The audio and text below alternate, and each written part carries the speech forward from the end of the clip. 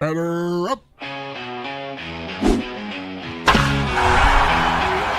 and Cliss, they're on the air. Yankees, Mets, they're everywhere. From the Bronx to Queens, the diamond gleams. MLB talk, the ultimate team. MLB is the place to be. Rog and Cliss with the pitch you'll see.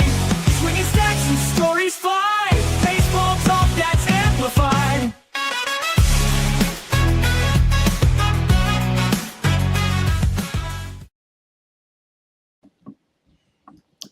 And welcome to a new episode of NYMLB Talk with your hosts Rob and Chris.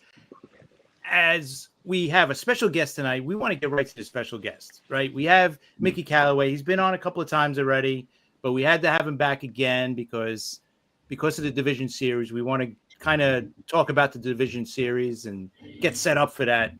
So what's up, guys? Guys, thanks for having me again. I'm look forward to talking about these exciting playoffs coming up. Yeah, definitely. We can't wait to talk to you about it. And I just wanted to say hello to everybody out there. We know there's no baseball tonight for the first time since March, so you guys are stuck with us. We'll try to fill the void. Stuck with us. But go ahead, Chris. Why don't you start off the playoff stuff? Yeah, well, let's start it off with it. What about the Tigers and the Mariners series? What are your thoughts, Mickey? Just your quick thoughts before we get into a little bit more in detail about this series. Yeah, I think it's going to be a good series. I think that the Mariners are probably one of the better teams in all of baseball. I really like what they have going on there on their roster. They seem really solid. They're solid up the middle, great defense up the middle. You got Raleigh behind the plate, obviously, doing his thing with calling great games and the pitch framing and all. I hope it's a good series. I know I said I think it's going to be a good one, but I'm not so sure that I see Detroit winning many games except for Scooble's game 2. So we'll have to see. But I mean, obviously Detroit, snuck in. Their division was just so they got in there, and we'll just have to see how they stack up against the Mariners. The Mariners have a pretty tough team. Yeah, I agree. I'm with you on that. When I was going to break it down quickly, just like with the rotation. Obviously, I think Seattle, right, has the edge there. Yeah, absolutely. I know Detroit's got Scooble, but Seattle's just loaded, right, top to bottom. What about the bullpen? I would guess Seattle too. Yeah. I mean, I think Seattle probably has them all the way around. Defense everywhere. I think that I like Detroit's team, but they just don't stack up. On paper at least, against the Mariners. And, obviously we've seen it all, right? Anything can happen. Detroit can get hot and, some guys just outperform what they're doing. But on paper and going into the series, and maybe on to the World Series, I think the Mariners are going to pull it through. Hey, Chris, yes. The Tigers almost pulled the Mets this season. Yeah. Let's face it, right? They tried their best, actually. They were trying hard. Yeah, they tried hard, but listen, they're in it. There's a clean slate right now, but I think Seattle's just going to take that series. I think they're too strong. The pitching we always knew about, right? Now they have the hitting too. So I just don't see the Tigers winning that series. You never know, but I don't think so. And hi, Jeremy. Appreciate you being out there. Yeah, it's a series. I think it's the one series I feel strongly about on one side. Right. The other three series, I think could go either way. Right.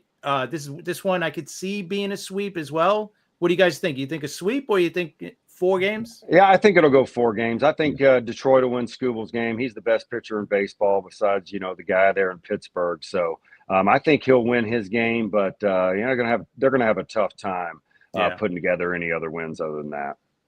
Definitely. Yeah, I agree with that. I think they win Scooble's game. I mean, he's the best pitcher in the American League at least, right? So for sure. I just think they win that game, but I think Seattle's too strong, and I just don't see the Tigers winning that series. They'll win one game. I definitely think they'll win. Yeah, that the Scooble game. start. if they're lucky. I mean, listen, if Seattle just keeps it, if they just keep it close, I think the bullpens, we said it, that Seattle's bullpen is stronger too than Detroit. That's a great point. I mean, Scuba could throw up his great game, go 7 and give up 1, and they could still lose just because of the depth of bullpens for sure. Yeah, definitely. So, yeah, all right. I think so. All right, so we're all in agreement there. What about? All right, let's go. Let's stay in the American League. Yankees and Blue Jays. Yankees off their great series win against Boston. Let me ask you quickly. What'd you think of Schlittler's performance? Wow. I mean, it was just electric. You could tell he was just in that flow state, and he was just throwing with confidence, and that ball was just pure, 96, 97, just blowing it by guys. And, he was challenging guys right down the middle, and they didn't have a chance at it. He was just had that pure spin, that pure backspin fastball that just looks like a dart on TV. It was so fun to watch. Yeah, definitely. And Chris, we were texting during the game, and you couldn't believe that they let him pitch the 8th inning, which was great. I loved it. Old school baseball right there. Right? I loved it. Yeah. I wanted him to go. I knew they weren't going to let him, but I wanted him to go out for the 9th, but you knew that wasn't going to happen. And Mick, things are different, right? Like when we grew up with baseball, and even when you played to a certain extent, the pitchers at least went over 5 or 6 innings. What do you think about it now? Yeah, that started changing probably. And, the first time I really noticed it was about 13 and 14, 15 and then 16, it got really crazy in the playoffs, right? It kind of started in the playoffs in my mind, and then somehow started leaking over into the seasons even. Then they were taking guys out after 4 or 5 innings, even if they had decent numbers that game. We were looking up, my dad and I were just messing around. We were talking about this subject the other day, and we looked at all of the teams that I coached, was the pitching coach in Cleveland and the manager there with the Mets. And we almost led the league every single season in starter innings because we were just letting them go. That's how I know the game, and obviously we had great starting pitchers, right? You're going to leave Jacob deGrom out there as long as possible. If you can. Syndergaard, Matz, and Wheeler, we had great pitching. I had Kluber, Carrasco, Bauer, those guys hauled a lot of innings, but we also allowed them to. We could have protected them and not allowed it, and then they would have gotten used to only going 4 or 5 innings. That's what's happened nowadays. Everybody's used to going 4 or 5 innings. I heard the kid for the Yankees the other day. I don't want to pronounce his name because I might say a bad word. Was it Schlitter? No, he was interviewed on TV, and they asked him if he had ever been 8 innings in a professional game, and he never did that even in the minor leagues. He was like, no, they've really protected me, had my pitch count down at 80, 90, and that's just mind-blowing to me. So, I like the old school way as far as using our starters if they're effective, and then, it takes some of the relief off your middle relievers, because now you got to have 4 or 5 guys performing really well that night instead of 2. Yeah, definitely. And Sal, we agree. We agree with you. Chris was a little scared against Boston, right? Absolutely. But I felt better.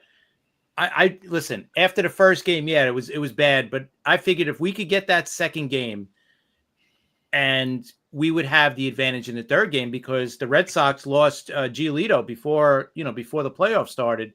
So they were coming in with their rookie, right? The kid that I think it was his 5th or 6th start all season. So I felt pretty good about that third game. I know. Now I want to get yours and Mickey's opinion on this. I'm going to bring up Judge. All right.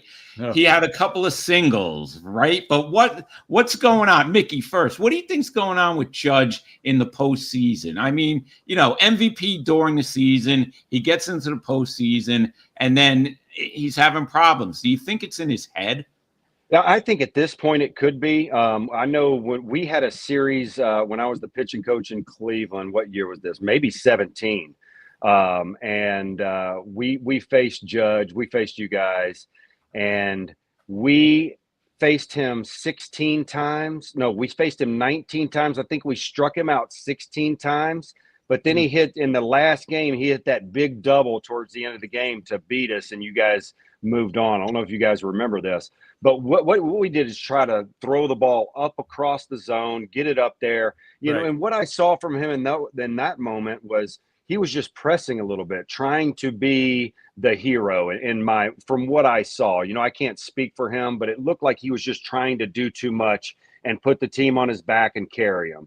And I think, you know, sometimes when you do that, you know, he's such an amazing player. He's an amazing leader. He probably wants the Yankees, the whole organization, on his back and carry him through the playoffs. And he's got to understand, hey, look, you're a good player because you just go out there and play the game the right way. Stay within yourself. So I can definitely see some of his past struggles leaking over, you know, from year to year, and then it becoming a thing in his head a little bit. So he just needs to relax, and he will. He's one of the greatest baseball players on the planet. I mean, who am I to tell Aaron Judge how to behave or what to do? But that's kind of what I've seen out of him in these playoff games. See, I think, listen, I totally agree 100%. But the problem is, this is like year 8 for him, right? If we're talking year 1, 2, 3, you're like, okay, right? But by now, he's got to understand all this. Obviously, it's easy for me, you, and anybody else to say that. Right. I mean, and look at Clayton Kershaw, right? He never had the success in the postseason that he wanted to have. You know, he finally did after a million chances. But, you know, it just gets in your head, and you can be the greatest pitcher, Clayton Kershaw, on the planet, or you can be the greatest hitter, Aaron Judge, on the planet, and these things can affect you. The mental side of the game is one of the most important things, and you just got to go out there and relax. Yeah, it definitely is. All right, Chris. So Yankees, Blue Jays. Yeah, what's Yankees, your Blue prediction? Jays. Let's start with the rotation. I think the Yankees got the edge there. What do you think, Mickey? Yeah, absolutely. I think the Yankees have the edge by far. Not only who they're throwing out there, but the way those guys have been pitching lately, right? They ended the season 8 straight wins, so the rotation was obviously clicking. They took 2 out of 3 from Boston, who's a great team, and they just have the better, you know, rotation at this point going into this series. You know, pitching and defense wins championships. And the interesting thing about this series is the Yankees have the pitching, in my opinion, and definitely the Blue Jays have the defense. So it could get a little interesting. I'm still kind of on the Yankees to win it all. I think they have a great shot to go all the way and win a championship this year. But I think it's going to be a good series. It's tough to play in, you know, Rogers Stadium over there where they got to go, the Rogers Center. That's a tough place to go in there and play, right? Yep. So they got to go out there. They got to win one of these games over in Toronto, for sure, so they can come back to Yankee Stadium and take care of business. But, you know, I think the Yankees have the edge in this series. I do love both teams' lineups. They both can hit. I love the defense over there in Toronto, but I think pitching is, and especially the starting pitching, is going to be key. Now, you know, the bullpen edge might go to Toronto, in my opinion. But I think the starting pitching and the big boppers out there, Judge and those guys, I think they're going to be able to put up some decent leads and kind of take care of business. The one thing that scares me with the Yankee bullpen is that bridge from the starter to the back end guys, right? Because it looks like Bednar, he solidified the closer role. Williams is finally settling in that 8th inning role, but it's getting to them is going to be the problem, right? Like that, and I think that played a lot into why Boone left Schlittler in so long, because he just didn't want to use any of those guys, right? He wanted to get the ball to Bednar. You know, he didn't want to skip Williams, right? He just wanted to get the ball to Bednar. So, and in my opinion, Aaron needs to do the same thing. You know, in my humble opinion, he's got to take a chance with those guys and let them go maybe an inning or 2 more than he feels comfortable than he has in the past, you know, but just because of what you said, Chris, you know, he's got to be concerned about those middle relief innings, trying to get it to those back end guys. And I think he's going to extend these pitchers a little bit more, especially since he did it the other night and it worked out great for him. Yeah, I agree.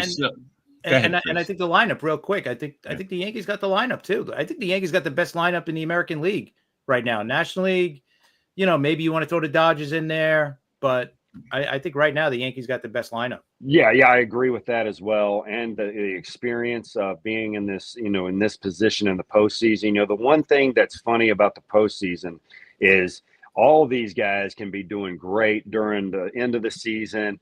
And the postseason is a little bit different, right? You got to calm your nerves. You can't overthrow. Your adrenaline's already going to be pumping. So you really got to take your pitchers and your hitters and you got to settle them down a little bit. You don't want them to be too jumpy. You have to understand that automatically your velo is going to be up. Your swing speed is probably going to just be up a little bit because you're in the postseason and there's all this energy. I think that both stadiums are going to be going nuts. So I'm not sure there's much of a home field advantage in either way because those two places are unbelievable places to play. But it's going to be an interesting series and it'll all come down to pitching. It'll come down to some middle relief for the Yankees and can the, Blue Jays really hold their own with their starting pitching. All right. So what do you guys got? Who do you guys got? You got the, I'm picking the Yeah, Yankees. I'm going with the Yankees. Absolutely. I'm going with the Yankees. But Chris, okay, you're going with the Yankees. How many games? Man, I don't want to go back to Toronto for that game 5, to be honest. I'll say 4. I'll say 4. They'll split in Toronto and then they'll take the 2 in the Bronx. I'm going to say 5. I think they're going back to Toronto. So I'm saying 5. How about you, Mick? Yeah, I'll say 5 just because, it kind of seemed like I think the Yankees were 1-6 or something at the Rogers Center. I'm going to say 5 games but the Yankees are going to prevail. I agree. All right, Chris, let's go to the National League and let's start off with the Phillies Dodgers. What do you think? This is going to be a great series. Well, what do you think, Mick? This is the series to watch, right? I mean, 2 of the best teams in all of baseball, the big star power guys.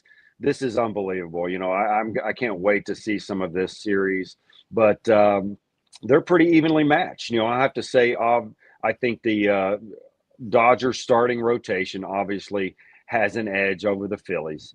They're going to be missing Wheeler. If he were there, I would kind of make it a little more even. But the Dodgers, got Shohei Ohtani game 1. I think that what do you got? Perez game 1 for Philly, and it's going to be I think that they have the edge in the starting pitching.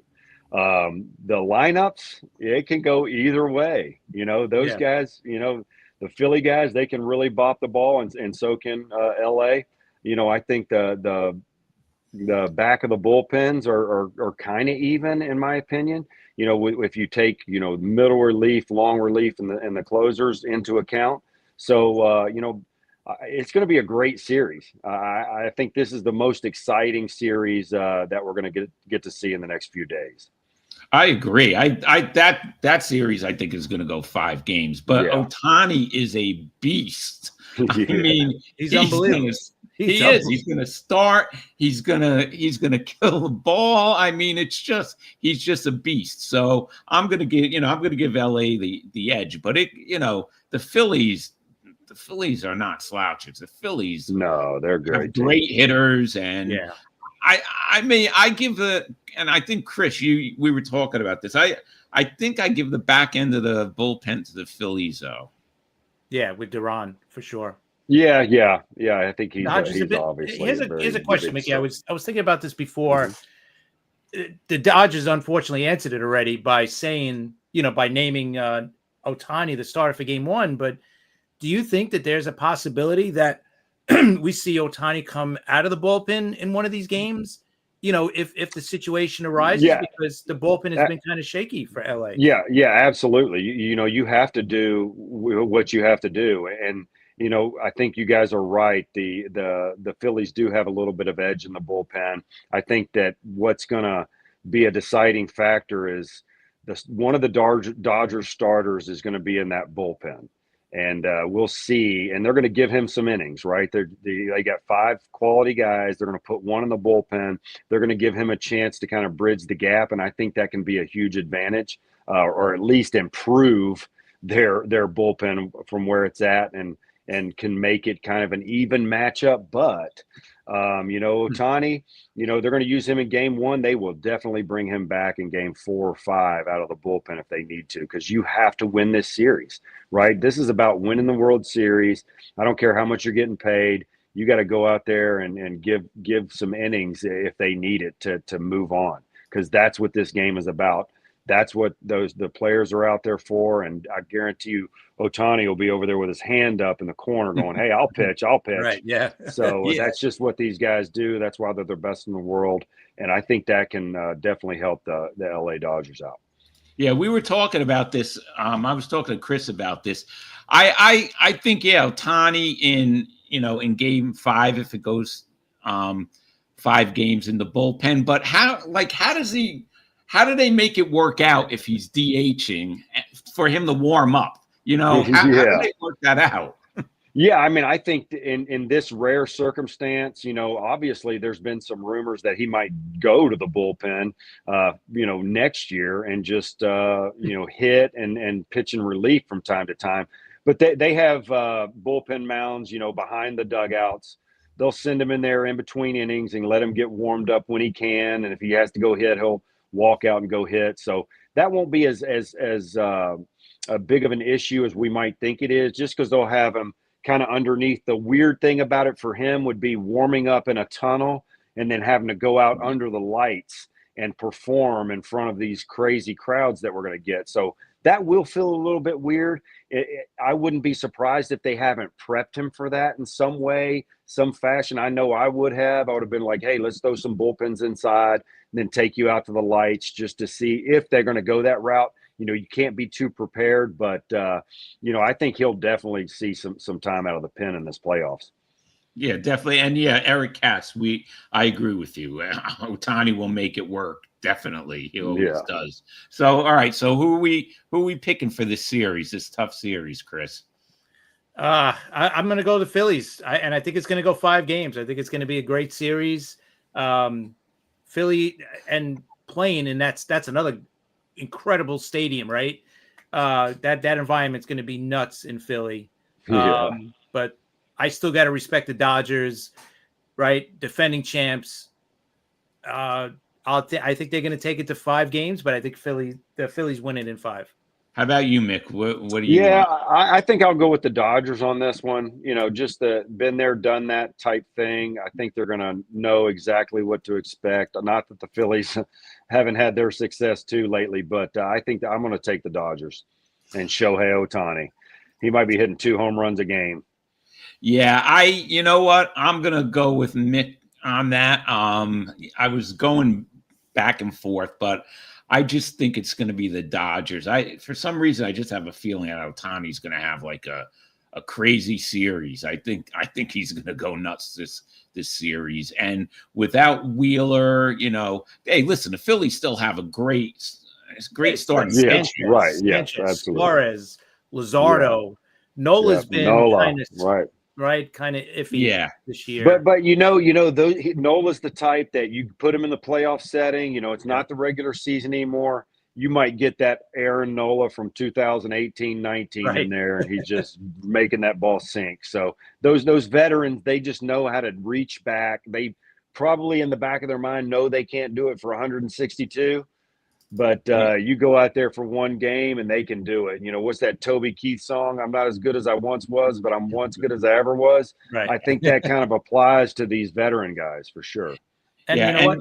I'm just curious. I wonder if we'll see Clayton Kershaw come out of the bullpen to pitch to those lefties, right? Bryce Harper and Schwarber at the top there.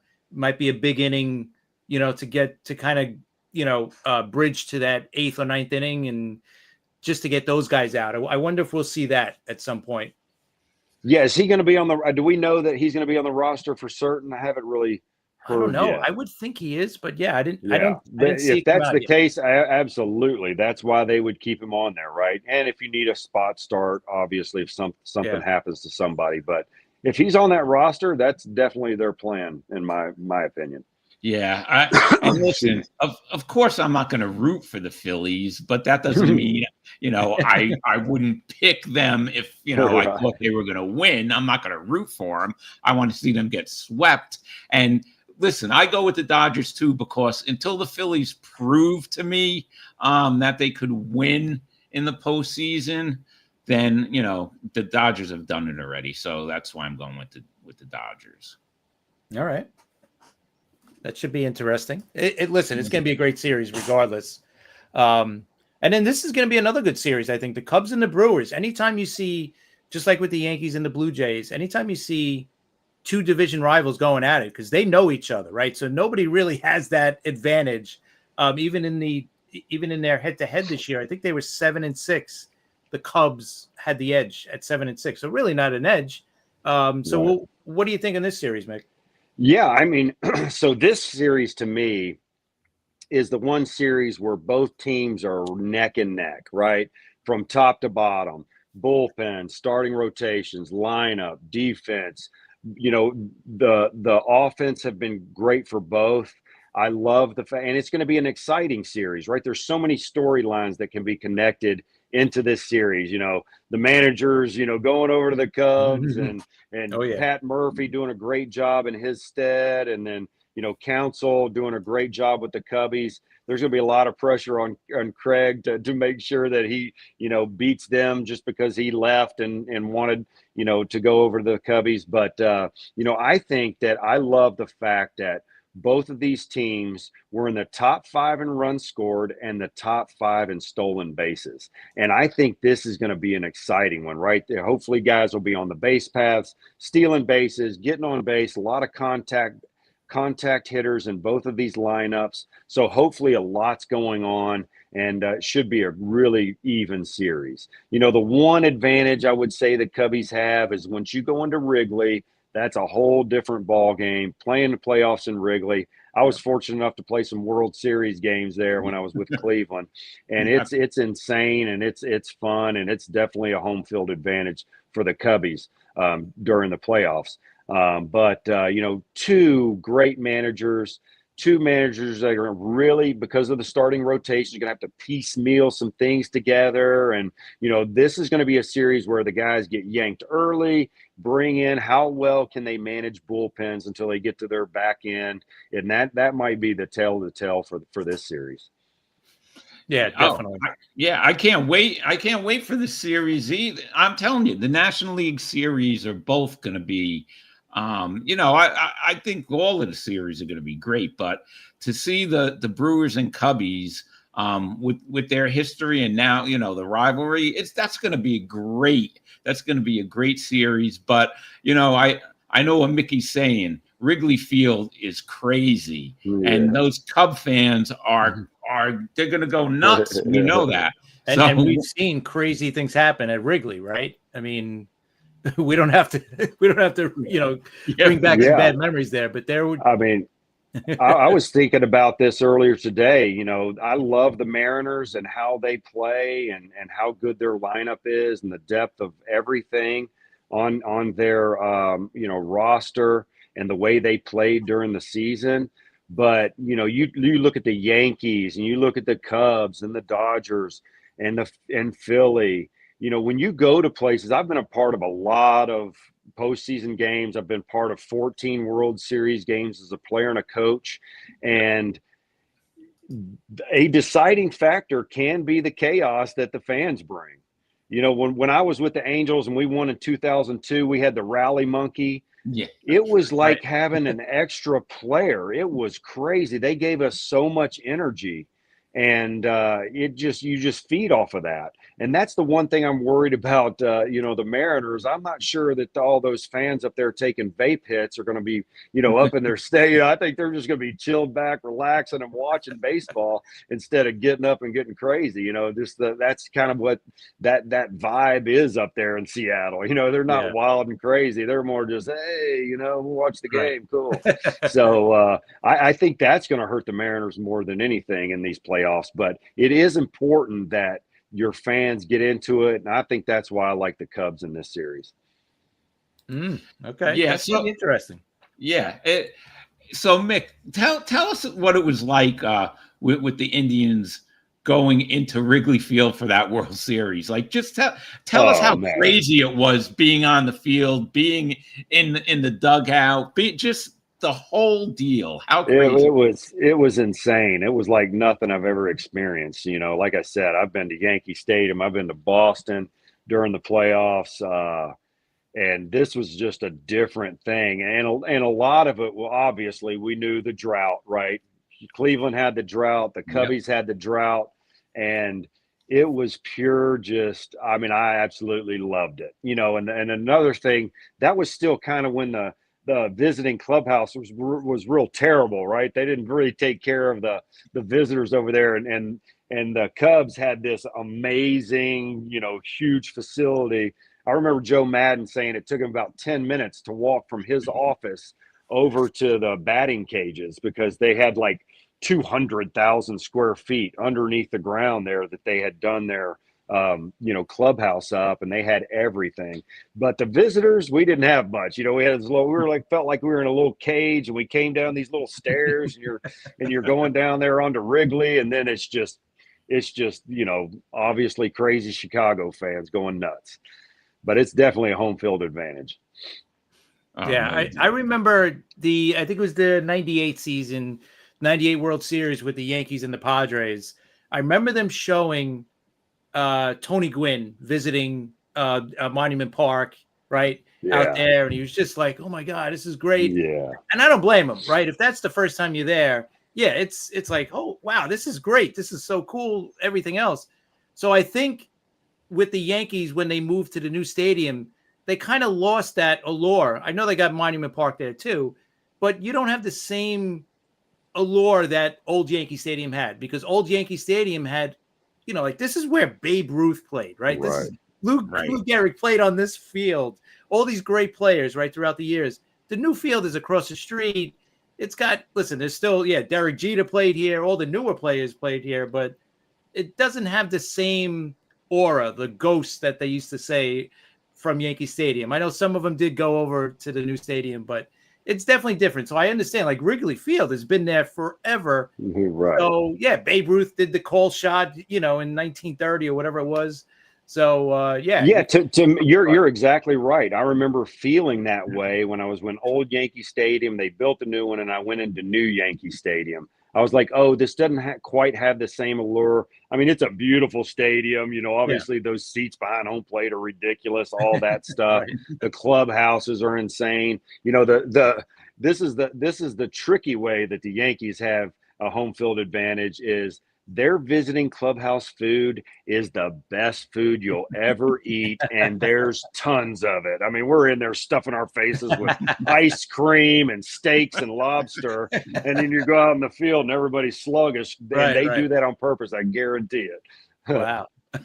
Smart, right? But yeah, to me, the two left are Fenway and Wrigley that are really make you have that old timey, old school feel. How about Dodger Stadium? Does that make you feel? Because I know Dodger Stadium's been Yeah, there for a long time too. it's been there a long time, but you know what? It just seems different to me. It's not as intimate. It's wide open. It's in the big ravine, and it just feels more open. Wrigley and Fenway feel, really closed off, and feels like it's really intimate. Fans are right on top of you. The fans are right on top of you. And in Dodger Stadium, you feel like everything's kind of spread out. The stands aren't sloped, aren't pitched as much. They're real gentle slope, and everything feels wide open.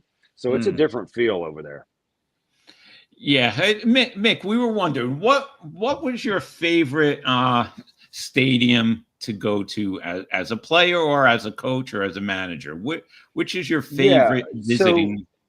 Back in the day, when I was playing, I always thought Seattle was awesome, right? They just started Safeco Field with just being built, and I thought it was just great. I love the city of Seattle. I love to, get up in the mornings and walk around. I'm a big coffee guy, so I go down to Pike's Place Market, get a cup of coffee, and I just loved the feel there. I loved our hotel. We stayed in the W Hotel, and it was just a great place to visit. But I have to say, my favorite stadium after being, in all of the baseball stadiums, is definitely Citi Field. It is unmatched in my opinion. It's the most beautiful. Just the fans are obviously awesome. And I think the food is amazing, right? We're sending clubhouse guys up to to get us food from the concession stand Right. instead of eating our own down there because it's so good. So City Field's my favorite field by far. Yeah. Listen, I love City Field, but Shea Stadium has so many memories for me. I mean, I was in Shea Stadium for all postseason games that were in Shea, after '69, obviously. And Shea would shake. I went to a Rolling Stones concert at Shea Stadium, and I was in the upper deck in the last row in the upper deck, if you can imagine. And that stadium was shaking. I'm like, man, Shea's going to crumble down finally. So I love Shea Stadium, but yeah, they did a great job. How was the 2000 World Series at Shea? Oh, how was it? It was crazy. It was fun. It was fun until Piazza's bat when I thought it was going out. I had great seats, and from where I was sitting on the first base line, I thought that ball was out, and it just died. Oh, yeah. At home, I felt the same way. And then I had to carry a crying kid who was giving the finger to Yankee fans out of Shea Stadium and get him in my car. It was crazy. All right, it was crazy, but yeah, Citi Field is beautiful, and I love Citi Field too. All right, Mick, Eric Katz wants to know what your least favorite stadium is. My least favorite is definitely Tampa Bay. It feels like, I don't even know what that feels like. It feels like you're, in a T-ball stadium or something, and, half concert, half T-ball stadium, half like, bingo hall or something. I don't know. It was just, it just doesn't feel like baseball to me in there. And what was the clubhouse like there? Oh, actually, the clubhouses were pretty nice. The home and the visiting side, they did a great job. And also, Tampa Bay is renowned for having the best clubhouse attendance.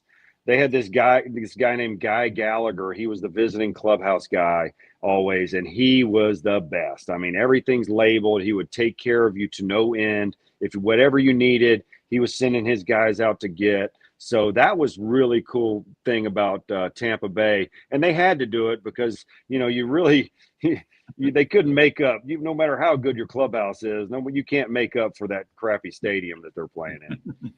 I mean, obviously the roof blew off for a reason. Yeah, they're in better shape playing over there at Al Lang or whatever that's called now. And they're rebuilding it. Surprised, I didn't think they would, but they are. They're repairing it. So yeah, I guess the retired people down there, the Social Security checks only go so far. That's a good one.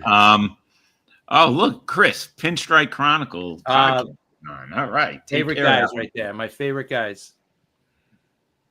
I'll never forget John Sterling on a broadcast at Tampa after a ball hit the rafters. What a stupid place. Yeah. That is crazy. And you can catch them and get them out. It's insane. It's just insane. But that's why Tampa have such a home field advantage there because, like you said, I'm sure the players hate playing there and they know how to play there. They know all the, right, all those extra things or whatever's going on and everything. So right, absolutely. You go in there and you're kind of miserable. You're like, oh man, is this really baseball? You can't get your body going. Coors Field's another one. You go over there and you're battling the elements and the altitude, and it just messes with you. Those two places are really hard places to play because they're so bad.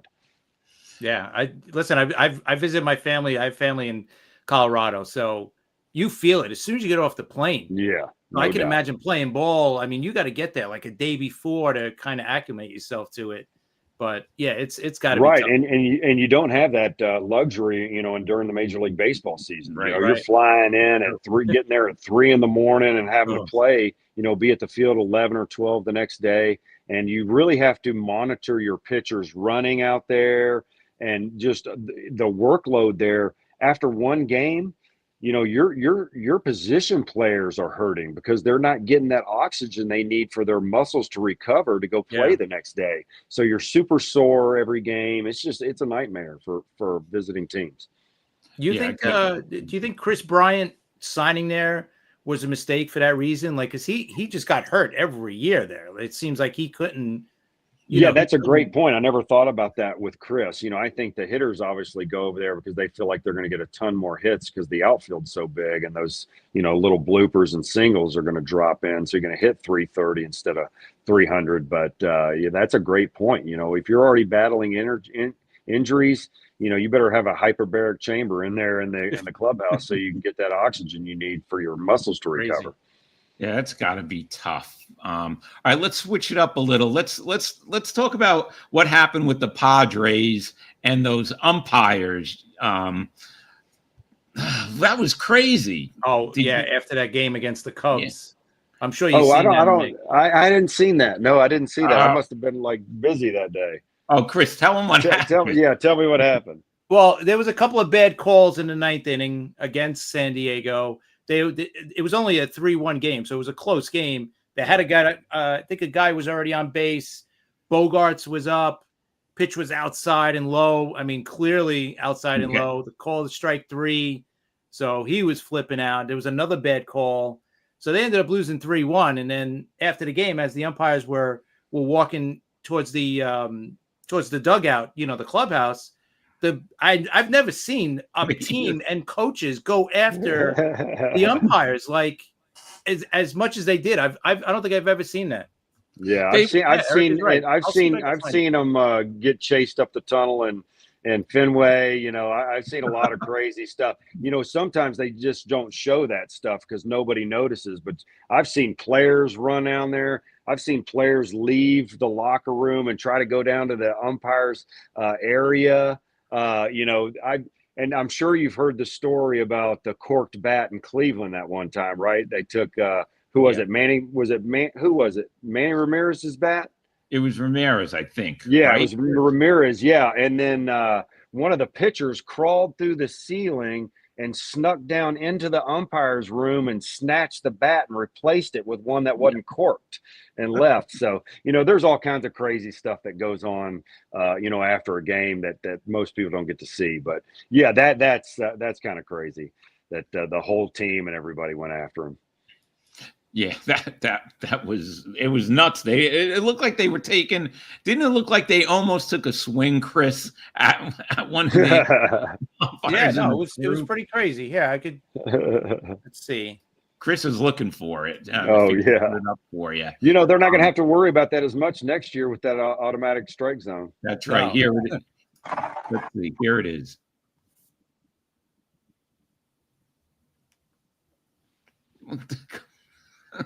Like I've never seen Look, that's right. They make the umpires there go right through the dugout. That's right. Yeah, they need to change. They need a different entrance and exit. And here's the call. Oh yeah. Watch this. You can see why he's upset, right? Absolutely. There was nowhere near the box. Yeah, that's rough. Yeah. That is rough. So it's going to be, at least they're going to be able to have the challenges next year, 2 challenges. Yeah, absolutely. Well, what are your thoughts on the challenge system? I think it's interesting that we're going to put all of this in there and then just let it be challenges. I would just go ahead and let the electronic strike zone make a call, relay it to the umpire, and in 1 second he just lifts his hand. I mean, Tim McClellan took 5 seconds to call a strike when he was umpiring all these years, right? He took him forever. You throw a pitch and you'd be like, okay, yeah, it took forever. So, yeah, I think they should just go ahead and relay it and make sure they get every pitch right instead of making, people make decisions, because that's going to cause a beef sometimes, right? You're going to get some players that are selfish and they're going to just do it because they want to help themselves and not think about the team. And if if you get it wrong, then you lose your ability to do it. So I think they could cause some, teammate issues. So I would just go ahead and just call everything. Let the, automatic strike zone call everything. That's probably going to come eventually. I don't know if that'll be too soon, but that's definitely. Yeah, they like to introduce it slow. I get it. But I do like the challenge system. I definitely do. Yeah, they have to do something, especially, I mean, look at that call. That's that's in postseason. You want to get it right in postseason, Right, you know? right. I mean, I don't Yeah, blame them. you don't want to be like those umpires. What was it, the Braves and the Marlins back in, was that 98? Remember they were given like this far off the outside Yes. corner? Oh yeah. Who was it, Hernandez or somebody that was pitching? It was unbelievable. Yeah, it definitely was. But so far where it looks like it's going to be an excellent postseason. I know Chris is happy. Chris, I wanted to ask you a quick question. All right, the Yankees, they did what they had to do against the Red Sox. Okay, which Right. they had a problem all season. Now it's the Blue Jays. Do you think the Yankees could do it again, or do you think they're going to have more problems with the Blue Jays? I think the way I looked at it with the Red Sox, right? They didn't play against them well all season long, but they did play well in their last series that they played a few weeks ago.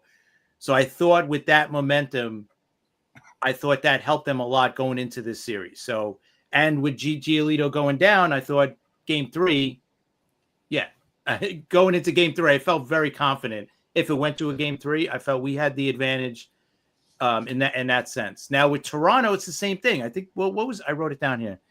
Toronto was 8-5 against the Yankees this year, and I think Mickey, you said it. They were 1-7 in Toronto. But their last series at Yankee Stadium, the Yankees won that series.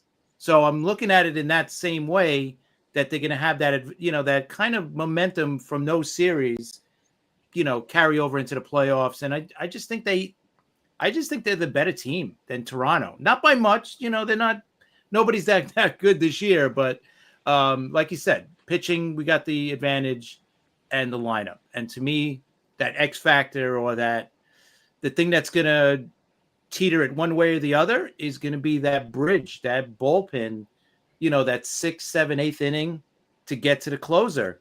And Toronto's closer, I think, led the league in blown saves this year, Hoffman, right? 8 or 9 saves he blew, or whatever it was. So yeah, it's going to be interesting. I think it's going to be a really good series. I hope it doesn't go to 5 games, because Mickey, that anything could happen in a game 7 and a game 5. Right? Anything could happen.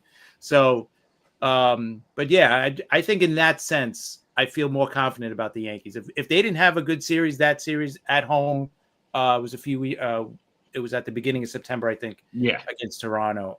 I wouldn't have felt that way. But I think going in, they just played really good down the stretch in September. 9 of the last 10, I think they've won now. So, I feel pretty good about them against Toronto. Yeah, I agree with no you. Bo Bichette for Toronto. That's right. No Bo Bichette. That's big. That is big. All right. I want to real quick ask Mickey about this. With Pete Alonso again, I'm going to bring him up real quick. People were complaining that he said he was going to opt out too soon. It really didn't bother me. We talked about this a little bit on Monday's show with Scott, but it didn't bother me because I knew everybody knew he was going to opt out. But there are Met fans going crazy. He should have waited. Blah blah blah. What do you think? Do you think he said it too soon? No, I mean, I think he just went ahead and pulled the Band-Aid off, right? You're going to get pissed no matter when you do it. He just wanted to pull the Band-Aid off and let them know, hey, this is my decision. And, I'm going to go ahead and be honest with you. And in my opinion, hey, be upfront, be a man, tell them right away, this is what I'm going to do. You're going to have to live with it. So I think he did the right thing. Yeah, it doesn't bother, like Katz, who's not even a Mets fan. It's bothering him more than it's bothering me. Yeah. I mean, I knew he was gonna do it, and he did it right away. That's a good analogy. Hey, Rob, what did I say about Soto last year? Right after the World Series ended. I mean, the second that game ended, Soto was already flipping the hat back, right? And he was already in free agency mode. He wasn't like, hey, I don't want to talk about it. Let's just talk about the game. And no, he was already. He was already saying, hey, every team has I'm open to signing to. And he was like, said, but he came out and said it. Absolutely. All these front offices right after the game ends, they don't go take a break. Right. Yeah. They start building their team for next year, and it's probably a strategic thing, especially coming from the agents for Pete Alonso and Soto and those type guys. Hey, get it out there as soon as possible so they can start having these conversations about you, start building their teams. You don't want them to be, not having not knowing that Pete's going to be available when you start building out, all these whiteboards full of names that are potential first basemen for your team next year. So there's probably some strategery to that as well. And like I said, you just pull the Band-Aid off and let it go. The fans are going to be pissed if you wait 2 months as well. True. Yeah, I agree. Now, Mickey, I wanted to ask you a question. All right, your last game as manager of the Mets, I was at that game when Dom Smith hit that home run in extra innings, and I stayed for the whole game, of course. That was a great moment, even though the Mets were out of it, but it was still good because he was injured, and I think that was his first at bat back. It was, from his injury. I just wanted to ask you about Dom Smith because me and Chris were talking about this before. What the Mets, I thought he was going to be really, the way the Mets said it, he was going to be great player. What happened to Dom Smith, do you think?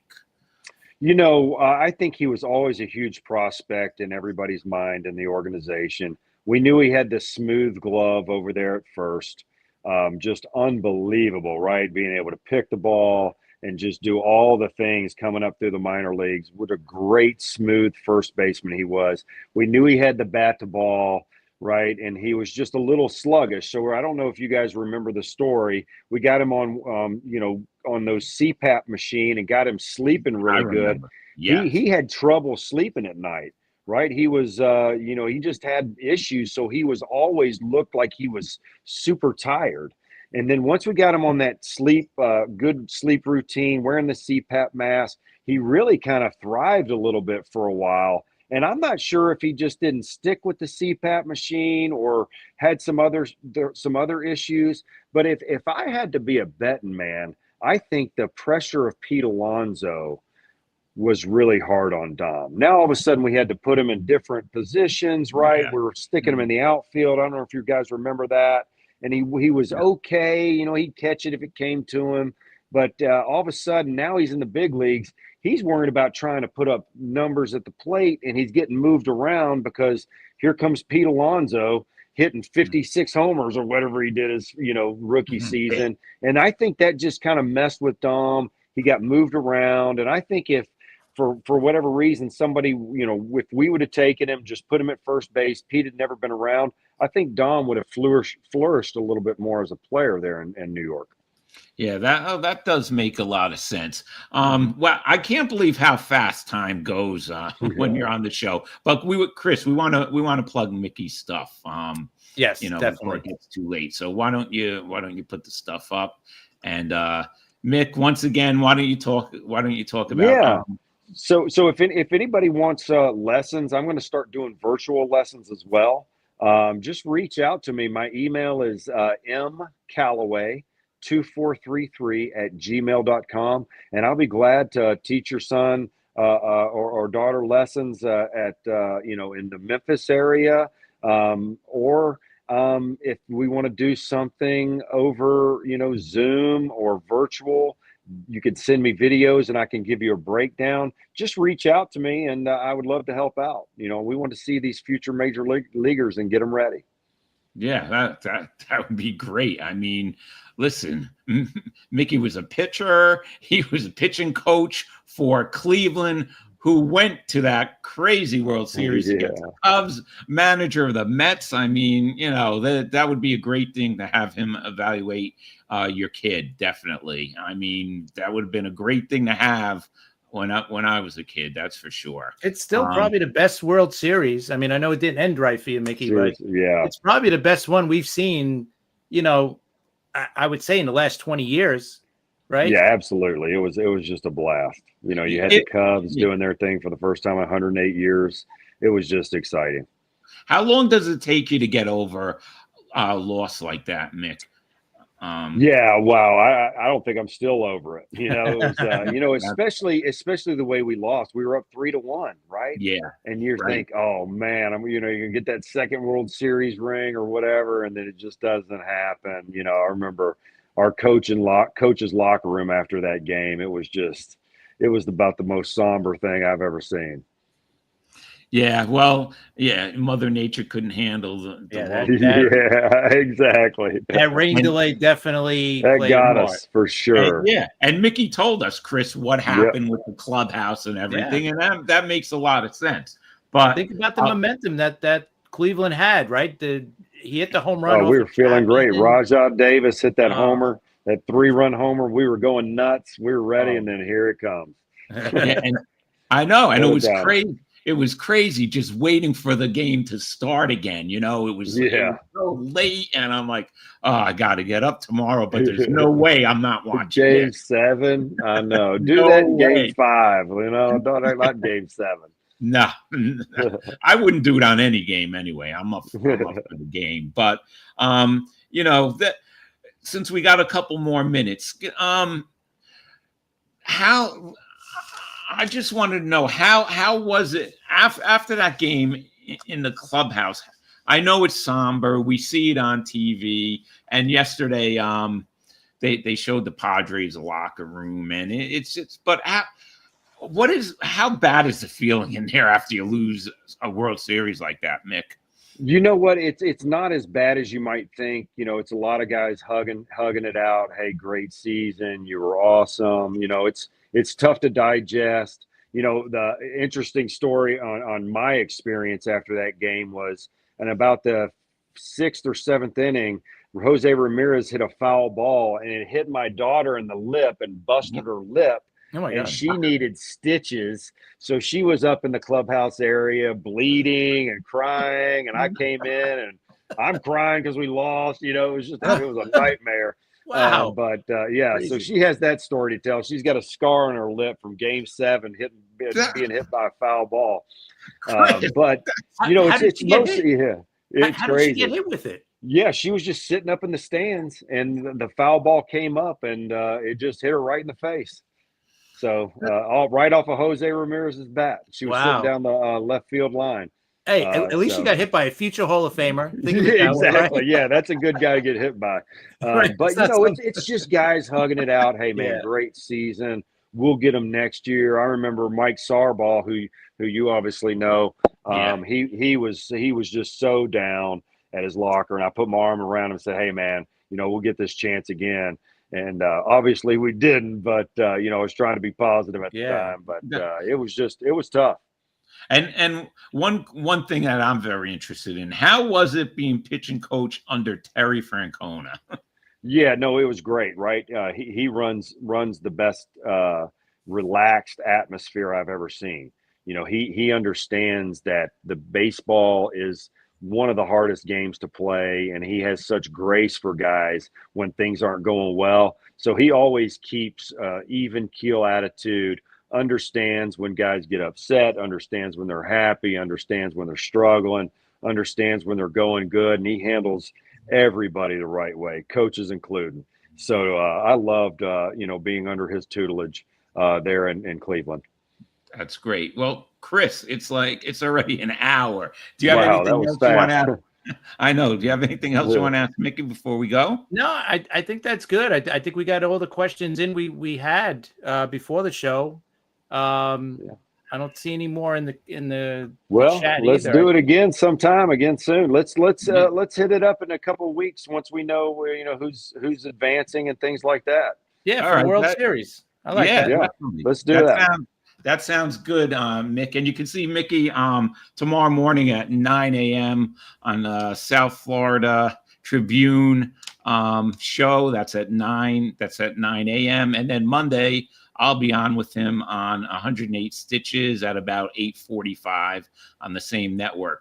Mick, thanks a lot. Yes, thank you, everyone. Absolutely. I just have to tell you, our viewership went up during this show, like way up, and they just stayed with it, and they're still out good. there. Like Awesome. We get amazing viewership on Friday nights, and when you're on, it's just like it's up. There's a Well, lot of great. people. You guys are great, and obviously Thanks. New York fans, Yankees and Mets fans are just the best in the world, right? It's the greatest city on the planet, and they have the greatest fans. So we appreciate them tuning in, and it's my honor to get to come up here and give my humble 2 cents about all this stuff. But I love it, and New York, I love New York, and I loved my time with the Mets more than anything in my baseball career. So I appreciate you guys having me on.